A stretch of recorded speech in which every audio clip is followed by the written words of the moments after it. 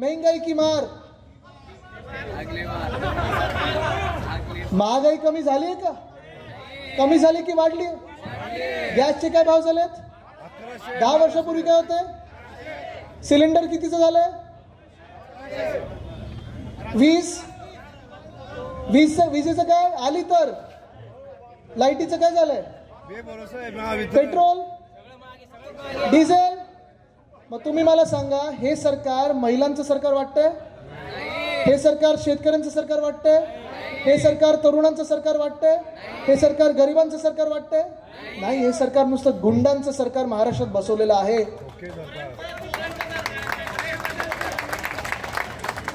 कोण कोणाच्या पोलीस स्टेशनमध्ये जाऊन बंदूक काय काढतंय, फायरिंग काय करतंय, आमच्या कार्यकर्त्यांना उडवण्याचा प्रयत्न काय होत आहे, कोण कुठचा आमदार, त्याचा मुलगा कोणाचा, कोण उद्योगपतीचं, कोण ट्रेडरचं किडनॅपिंग काय करतायत, दुकानदाराला उचलून काय नेत आहेत, 5-5 हजारासाठी काय पैसे मागतात दुकानदारांकडे.